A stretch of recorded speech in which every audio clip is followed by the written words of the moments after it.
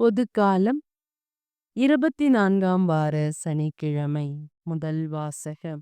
இயேசு கிறிஸ்து தோன்றும் வரையில் குறை சொல்லுக்கு இடம் தராமல் இந்த கட்டளைகளை அப்பழுக்கின்றி கடைப்பிடித்து வா.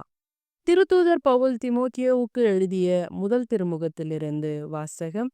அதிகாரம் 6 இறை வார்த்தைகள் 13 16 முடிய.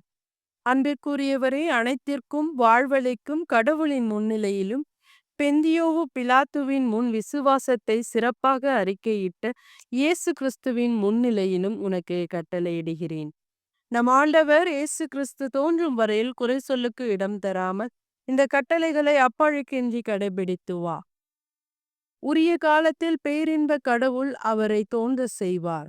கடவுள் ஒருவரே வேந்தர், அரசருக்கெல்லாம் அரசர், ஆண்டவருக்கெல்லாம் ஆண்டவர்.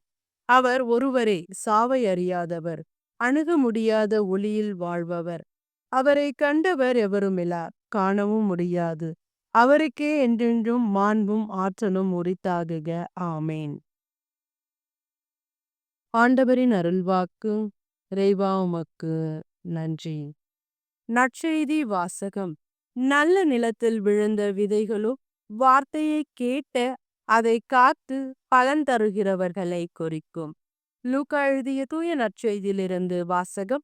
அதிகாரம் 8 இறை வார்த்தைகள் 1-15 முடிய. அக்காலத்தில் பெருந்திரளான மக்கள் எல்லா ஊர்களில் இருந்தும் இயேசுவிடம் கூடி வந்த பொழுது அவர் ஓமை வாயிலாக கூறியது. விதைப்பவர் ஒருவர் விதைக்க சென்றார். அவர் விதைத்த பொழுது சில விதைகள் வழியோரமாய் விழுந்து மிதிக்கப்பட்டன. வானத்து பறவைகள் வந்து அவற்றை விழுங்கிவிட்டன. வேறு சில விதைகள் பாறை மீது விழுந்தன. அவை முளைத்த பின் ஈரமில்லாததால் கருகி போயின. மற்றும் சில விதைகள் முட்செடிகளின் நடுவே விழுந்தன. கூடவே வளர்ந்த முட்செடிகள் அவற்றை நெருக்கிவிட்டன. இன்னும் சில விதைகளோ நல்ல நிலத்தில் விழுந்தன. அவை வளர்ந்து 100 மடங்கு விளைச்சலை கொடுத்தன. இவ்வாறு சொன்ன பின் கேட்க செவியுள்ளோர் கேட்கட்டும் என்று உரக்க கூறினார்.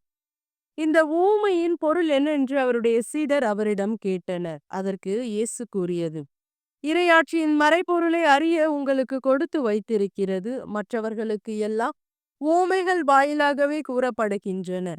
எனவே அவர்கள் கண்டும் காண்பதில்லை, கேட்டும் புரிந்து கொள்ளுவதும் இல்லை. இந்த ஊமையின் பொருள் இதுவோ.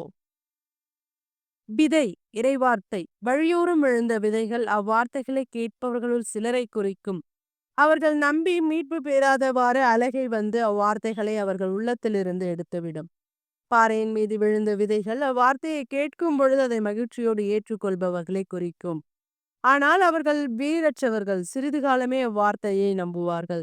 சோதனை காலத்தில் நம்பிக்கையை விட்டு விடுவார்கள். முச்செடிக்குள் விழுந்த விதைகள் வார்த்தையை கேட்டும் கவலை, செல்வம், வாழ்வில் வரும் இன்பங்கள் போன்றவற்றால் நெருக்கப்பட்டு முதிர்ச்சி அடையாதிருப்பவர்களை குறிக்கும். நல்ல நிலத்தில் விழுந்த விதைகளோ சீரிய நல்லுள்ளத்தோடு வார்த்தையை கேட்டு அதை காத்து மன உறுதியுடன் பலன் தருகின்றவர்களை குறிக்கும். ஆண்டவரின் அருள்வாக்கு. கிறிஸ்துவே உமக்கு புகழ்.